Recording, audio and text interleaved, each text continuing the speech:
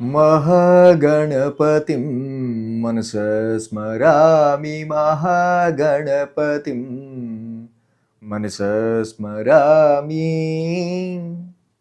TR creations family అందరికీ నా హృదయపూర్వక ధన్యవాదాలు. ఈ వారం 8వ తారీఖు నుంచి 14వ తారీఖు వరకు కూడా, అంటే ఫిబ్రవరి మాసానికి సంబంధించి 2వ వారానికి సంబంధించి వార ఫలాలు ద్వాదశ రాశుల వారికి ఏ విధంగా ఉండబోతుందనేది చూద్దాం. ఈ వారం మనం చూసినట్టయితే కనుక ఇక్కడ మేజర్ ట్రాన్సిటల్ చేంజెస్ మనం చూస్తే యాజ్ ఇట్ ఈస్గా పోయిన వారంలాగే గ్రహాల సంచారం అయితే ఉంది. శని మీన రాశిలోను, గురువు గారు మిథున రాశిలోను, సింహరాశిలో కేతువు, అలాగే రవి కుజులు మకర రాశిలోను, బుధ శుక్ర రాహువులు కుంభరాశిలోను ఇక్కడ మనకి గోచారంలో ఉన్నారు. అలాగే చంద్రుని యొక్క గమనం కూడా మనం చూసినట్టయితే కనుక తుల, వృశ్చిక, ధనస్సు రాశుల మీదుగా కనిపిస్తూ ఉంది.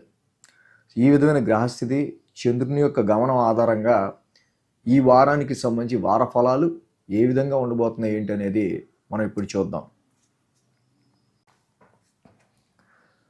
కుంభరాశి వారికి సంబంధించి చూద్దాం. కుంభరాశి వారికి సంబంధించి చూస్తే కనుక ఈ రాశి వాళ్ళకి మెయిన్గా యోగిస్తున్న గ్రహాలు, రాశిలో శుక్రుడు,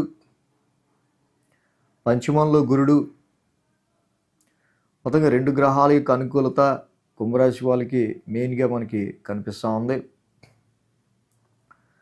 అలాగే శుక్రుడి యొక్క సంచారం కనుక మనం చూస్తే కనుక వెరీ గుడ్ ప్లానెట్. ఈ రాశికి మంచి మిత్రుడు, లగ్నంలో ఉండటం వల్ల శుక్రుడు తప్పకుండా ఈ రాశికి మంచి ప్లెజెంట్నెస్ని, ఫార్చ్యూన్ని, పేరెంట్స్ యొక్క సపోర్ట్ని ఇక్కడ ఇస్తున్నారు. బుధుడు ఇక్కడ మెయిన్గా ఏంటంటే ఏదైతే విపరీతమైన ఆలోచనని క్రియేట్ చేస్తుంటాడు. రాహు కూడా పక్కన ఉండడం వల్ల నరాలు కూడా జీవమనే ఆలోచనలు క్రియేట్ అవుతూ ఉంటాయి.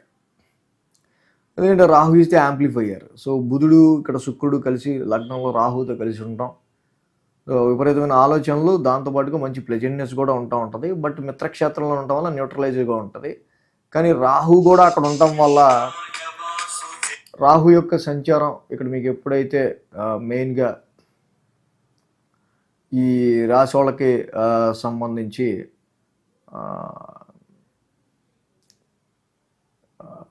లగ్నంలోనే రాశిలోనే ఉందో, విపరీతమైన ఆలోచనలు జనరల్గానే ఉంటాయి. బట్ రాహు ఎప్పటి నుంచో ఉంటున్నారు, ఈ కెన్ మేనేజ్.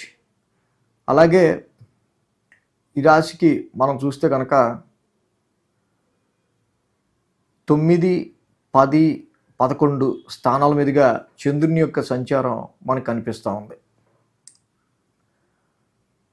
సో మంగళ, బుధ, గురు, శుక్ర, శని 5 రోజులు కూడా ఈ రాశి వాళ్ళకి సంబంధించి అనుకూలంగా ఉంది. మంగళ, బుధ, గురు, శుక్ర, శని ఈ యొక్క 5 రోజులు మంచి అనుకూలమైన పరిస్థితులు కనిపిస్తున్నాయి. భాగ్యస్థానంలో ఏదైతే 9th హౌస్లో చంద్రుడి యొక్క సంచారం మనకి ఇక్కడ కనిపిస్తూ ఉందో, మెయిన్గా ఇక్కడ ఏంటంటే ఈ రాశికి సంబంధించి చంద్రుడి యొక్క సంచారం లాంగ్ జర్నీని కానీ, అలాగే గురువుల దర్శనం కానీ, స్పిరిచువల్ యాక్టివిటీని కానీ సూచిస్తూ ఉంది. మంగళ, బుధ, గురువారాల్లో ఈ రాశి వాళ్ళకి సంబంధించి కొంచెం ఆరోగ్యపరంగా అయినా, ఖర్చుల పరంగా అయినా జాగ్రత్త వహించాల్సిన అవసరం మనకి కనిపిస్తూ ఉంది. దశమస్థానంలో చంద్రుడు ఉండడం, చంద్రుడు దశమంలో యోగిస్తాడు. కానీ ఆ రాశి అధిపతి కుజుడి యొక్క సంచారం మాత్రం 1000 స్థానాల్లో ఉంది. కాబట్టి జాబ్ కష్టపడి చేయాల్సి రావటం, జాబ్లో ఒక రకమైన షేక్ లాగా అనిపించటం, వృత్తిపరమైన విషయాల్లో కొంచెం ఈ టైం దాటితే చాలు అన్నట్టు అనిపిస్తూ ఉండటం, ఉద్యోగపరంగా ఇలాంటివి కొన్ని కనిపిస్తూ ఉన్నాయి. అలాగే రవి కుజుల యొక్క 1000 స్థాన సంచారం అనేది జరుగుతూ ఉంది. కాబట్టి స్లీప్ డిస్టర్బెన్సెస్, కొంచెం మనకి తల బరువెక్కినట్టు అనిపించడం, ఇలాంటివి మనకు కొంచెం కనిపిస్తున్నాయి.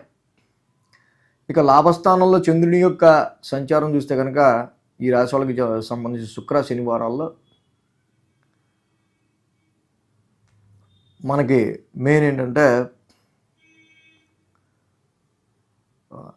ముఖ్యంగా పంచమంలో గురుడి యొక్క సంచారం ఉండటం వల్ల ఇన్వెస్ట్మెంట్స్ పరంగా చేస్తున్న వ్యాపారం పరంగా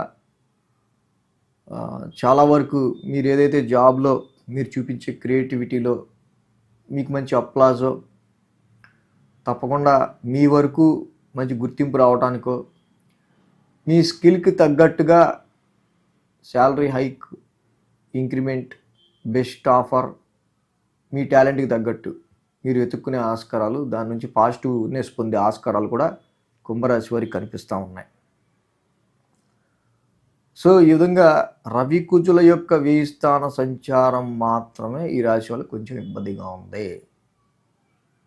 కాబట్టి రవి కుజులు ఎప్పుడైతే 1000 స్థానంలో ఉన్నారో వ్యాపార పరంగా ఉద్యోగపరంగా సమ్ టఫ్ టైంలా అనిపిస్తూ ఉంటుంది. కొంచెం ఈ వారం దాటితే అంతా బాగుంటుంది. కాబట్టి ఈ రాశికి మెయిన్గా జపాకుసుమ సంకాసం, అలాగే కేజింపావు గోధుమలు ఒక రెడ్ క్లాత్ దానం ఇవ్వటం, కేజింపావు కందులు ఒక రెడ్ క్లాత్ దానం ఇవ్వటం చాలా చాలా మంచిది. ఆదిత్య హృదయ పారాయణం కానీ సుబ్రహ్మణ్య స్వామి దేవాలయ దర్శనం కానీ ఇంకా అనుకూలమైన ఫలితాన్ని ఇస్తుంది. ఈ వీడియో కనుక మీకు నచ్చినట్లయితే లైక్ చేయండి, షేర్ చేయండి. మరిన్ని అప్డేట్స్ కోసం సబ్స్క్రైబ్ చేయడం మాత్రం మర్చిపోకండి.